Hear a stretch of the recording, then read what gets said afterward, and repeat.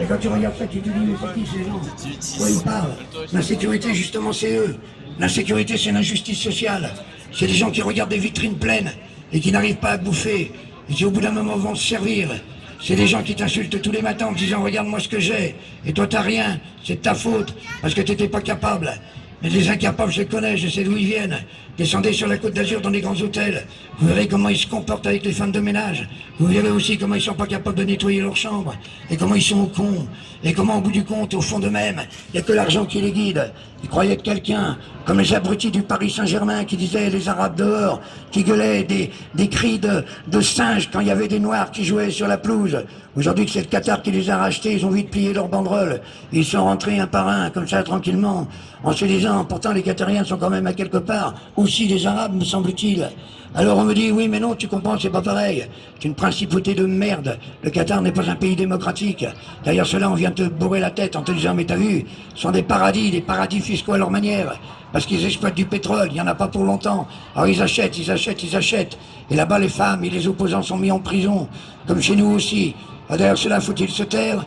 Aujourd'hui, on ne parle plus de Maghrébins, on ne parle plus d'Algériens, de Tunisiens ou de Marocains. On te parle de musulmans, comme si on voulait une guerre, comme on dit, de civilisation, de religion.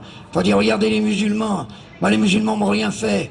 Et les mecs qui sont capables de prier par terre en quittant leurs chaussures, et qui prient là où ils sont, et qui s'agenouillent par terre à ras du sol, me plaisent autant, et beaucoup plus, que ces chrétiens qui arrivent avec des prie-dieux qu'ils ont loués, parce qu'ils ont de l'argent, pour mettre leurs jolis genoux, et prier un mec qui a donné sa vie en disant aimez-vous les uns les autres, qui a jamais voulu des papas mobiles, ni la Banque du Vatican, qui a jamais réclamé tout ça, qui a jamais demandé tout ça, qui a simplement marché pieds nus, en se disant bon Dieu, humanité, essayez de réfléchir, tué par les pharisiens, tué par son propre peuple, assassiné, comme on dirait aujourd'hui, fusillé sur place, on appelle ça finalement mettre en croix à l'époque. Et derrière cela, les mecs, ils vont en pèlerinage. Regardez, en pèlerinage, même à Lourdes, il n'y a pas eu de miracle. Il y a eu une inondation, ils l'ont pas vu venir, pour dire où est le miracle. Dieu est à droite. Dieu est à droite, pourquoi? Parce que à chaque fois qu'il y a un tremblement de terre, c'est quand les mecs ils ont rien. Un petit pays où les mecs ont rien, ils ont des petits bidonvilles, ils sont là, avec leurs petites maisons, comme ça, qu'ils ont faites dans des bidons. C'est là qu'on fait trembler la terre. Si demain la terre, elle tremble, à Monaco, je dirais, tiens, peut-être que Dieu est devenu socialiste. D'un côté comme de l'autre, et ils me cassent les couilles, qui parlent pas de Jean Jaurès, tous les autres, là, qui se la ferment et qui se taisent. Ils ont ni son courage, ni rien. Alors qu'ils se taisent, qui parlent de pourquoi ils font de la politique. Et quand tu rentres en politique, la première chose qu'on te dit, si tu veux monter dans l'appareil politique, il faut que tu sois un tueur, il faut que tu tues l'autre, et que tu marches dessus. C'est comme ça qu'ils parlent les politiciens. Avant d'arriver en haut, qu'on donne le salaire des infirmières et des enseignants, à tous nos ministres, députés, sénateurs et j'en passe, à tous ces mecs qui sont des piques-assiettes de la société. C'est pas le RSA, le pique-assiette de la société. C'est ces gens-là qui montent à l'intérieur de l'argent, tel qu'ils font, qui serrent les mains là où ils font, juste pour leur porte-monnaie. C'est pas qu'on a le dégoût des politiques ou de la politique, parce qu'on n'a pas le dégoût de la politique, puisque ça veut dire organisation de la cité, que nous sommes concernés par l'organisation de notre cité, comment nous allons vivre ensemble, qu'on est 6 milliards de gens sur la Terre, que nous sommes citoyens de l'univers, qu'on pourrait voyager sans papier, sans passeport, parce que chaque être a le droit de se déplacer sur la Terre quand on est un être humain, parce que ça prend du temps et que c'est important. Tout ne se fait pas en préfecture. Et tous ces gens qui sont venus travailler ici, ils ont travaillé parce qu'on les a appelés, parce que ça fait la richesse à Bouygues, j'en passe. Aujourd'hui, ils ont fait des gosses. Alors c'est les gosses qu'on accuse, parce qu'ils n'arrivent pas à se retrouver dans cet immense bordel. En périphérie, la drogue, pourquoi elle fonctionne? Parce que tous les mecs du Vésinet ou d'ailleurs, la petite bourgeoisie latente, s'envoient en fumette comme ça, et puis on retrouve ça dans des grands cocktails de riches, et on va se servir en banlieue, à Marseille ou ailleurs. On n'arrête pas. Le vrai, celui qui a l'argent, celui qui possède, celui qui tue, celui qui fait disparaître, celui qui fait tuer comme il veut, quand il veut. On prend des gamins de 12 ans pour faire les guetteurs, parce que le gamin il gagne 100 € par jour, et que ça nourrit toute la famille. On va quand même comprendre quelque chose, qu'on vit dans un monde d'argent, et que les gamins ils regardent les vitrines pleines, et qu'ils pourront jamais s'acheter ça. Alors ils sont capables de déborder à tous les niveaux, parce qu'ils se disent pourquoi pas moi. Il faudrait leur dire à quelque part, que ce n'est pas l'argent qui fait l'homme. Mais comment veux-tu que je te dise? Comment veux-tu que j'explique? À 60 ans, viens plus m'emmerder maintenant. À 20 ans, on me disait tu verras quand tu auras 60 ans. J'en ai 60. Maintenant, on me dit tu verras quand quand tu auras 80 ans. Quand j'en aurai 100, on me dira, tu verras quand tu en auras 110. Je monterai sur un tonneau pour leur dire merde comme j'ai envie de leur dire merde. Comme j'aurais passé ma vie à leur dire merde pour pas suivre leur chemin parce que je les emmerde. N'oubliez jamais que ceux qui ont des matraques comme ça et ceux qu'on appelle CRS sont jamais que des fils de prolétaires qui n'avaient plus de boulot. Et c'est la seule chose qu'ils ont trouvée. Alors on leur vide la tête jusqu'à quand ils se retrouvent dans une manifestation à charger leur propre père. Parce qu'il n'y a pas le choix au nom de la nation, de l'État et de tout ce qu'on pourra dire. Quand tu regardes tout cela, tu te dis au fond de toi-même, bravo! Comment se fait-il? Alors c'est vrai que derrière cela, nous sommes juste un peuple, et que les peuples se ressemblent, et que ça prendra du temps et du temps. Ne brûle pas trop ton argent, même c'est peut-être bien de le brûler, mais si on en a besoin, c'est bien de l'avoir. Parce qu'on va pas jouer les Gainsbourg non plus, surtout pas en pleine rue. Mais derrière cela, je me dis au fond de moi-même, pourquoi on en est là? Je ne sais pas. Peut-être qu'il faudrait brûler nos papiers, nos passeports, je ne sais pas.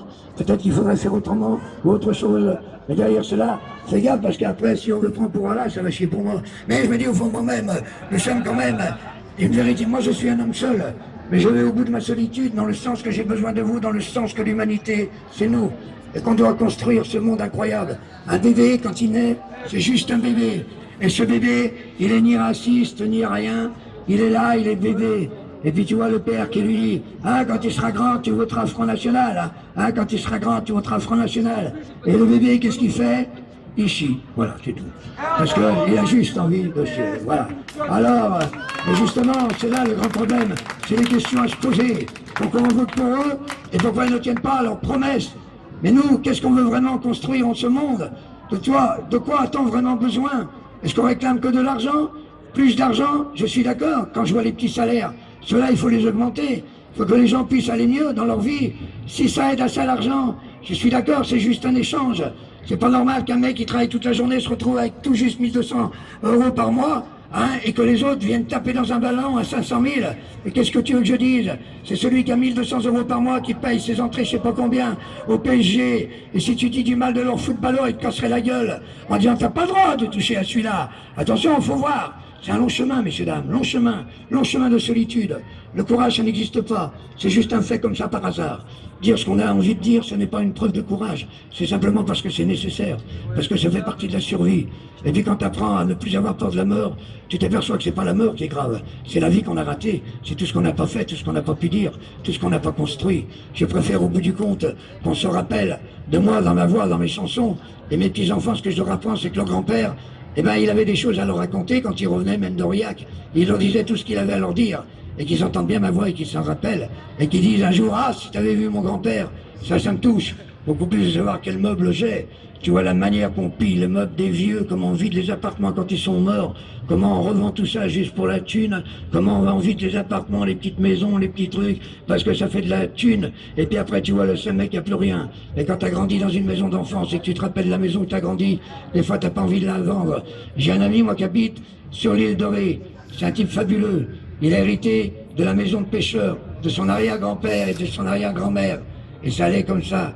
Sauf qu'aujourd'hui, il est imposant sur les grandes fortunes à cause de tous ces connards qui sont installés là-bas et qu'on fait flamber les prix. Et lui, il ne reste plus qu'un seul choix, c'est de vendre sa baraque. Sinon, on va lui la saisir parce qu'il ne peut pas payer les impôts locaux et les autres impôts. C'est quand même incroyable, la manière qu'on a de virer les gens juste par l'argent. Alors c'est pour cela que c'est un très long chemin. Et puis finalement, au bout du compte, je n'ai jamais renié ni mes 14 ans, ni même mes 5 ans, ni même mes 60.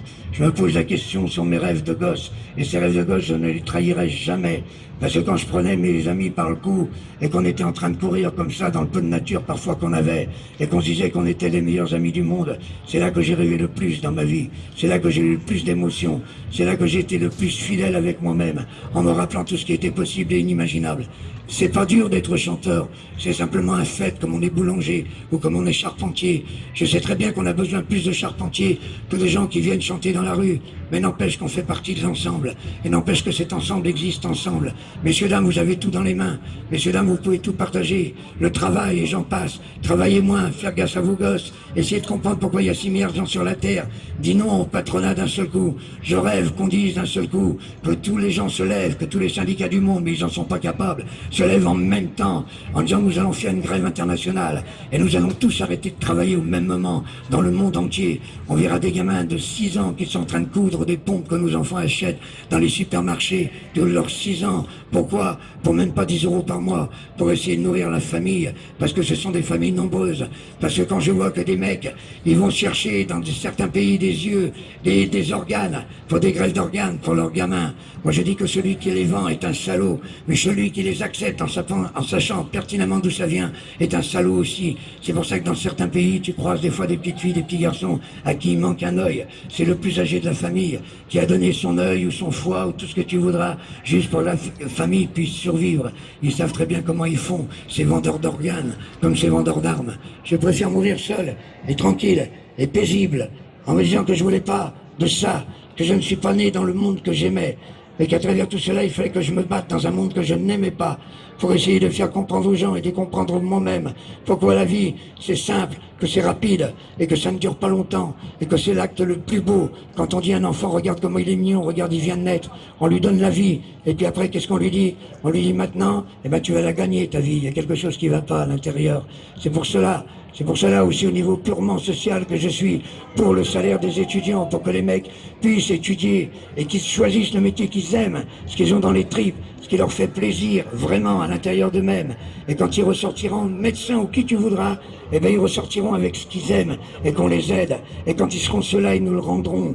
Et comme ils nous le rendront tous ensemble, c'est pour cela qu'il ne faut pas les laisser tout seuls courir sur des pelouses quand ils ont des seringues. Il faut que ce soit les parents qui aillent les chercher, pas les éducateurs, et qui prennent leur enfant dans leurs bras en disant qu'est-ce qui se passe, dis-moi ce qu'il y a, qu'est-ce qui se passe, pourquoi ça va pas comme ça. Faites attention à vous, jeunesse, ils feront tout pour vous assassiner, comme on a assassiné les Indiens en leur balançant l'alcool, en les empêchant de vivre et en tuant leur plus beau rêve, qui était un rêve de partage. Ils savaient ce qu'était la terre, ils faisaient attention à chaque goutte d'eau, à chaque chose qu'ils consommaient, parce qu'ils savaient qu'ils en avaient besoin juste après, et que les générations après en auraient encore besoin. Ça s'appelle la vie, messieurs, dames, et c'est un acte merveilleux, et c'est nos parents qui nous la donnent. Et à travers tout cela, quand ils nous l'ont donné, alors on doit quelque chose à nos gosses, mais on ne doit pas leur apprendre la parodie du monde. On doit leur dire, tu sais, maintenant on va se battre ensemble pour essayer de faire que les choses changent un tout petit peu. Je suis peut-être un utopiste, mais parfois je suis fier de l'être. Quand je vois ceux qui ne le sont pas, les réalistes, soi-disant réalistes, alors qu'ils ne le sont pas du tout, m'emmerdent. Les économistes aussi, avec leurs 0,02%, parce que la bourse est effondrée.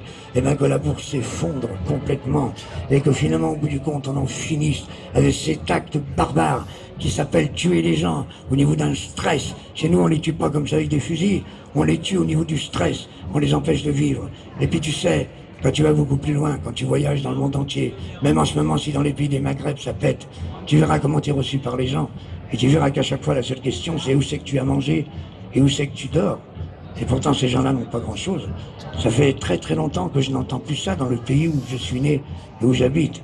C'est pour ça que je leur dis souvent, surtout ne nous ressemblez pas. Et tous les combats sont leurs combats. Et tous les combats seront les plus merveilleux. Et les femmes du monde se battront dans le monde entier par rapport à leur indépendance à elles, comme elles l'ont choisi, pas par rapport à des mecs qui viennent comme ça à la Chambre des députés pour dire nous allons parler pour les femmes, ou des femmes qui essayent d'être députés en ressemblant tellement connement aux mecs. Il n'y a qu'à regarder la gueule de Morano pour comprendre que finalement du compte, c'est un mauvais croisement. Je vais vous chanter une chanson parce qu'avant tout, je chante des chansons. Bravo!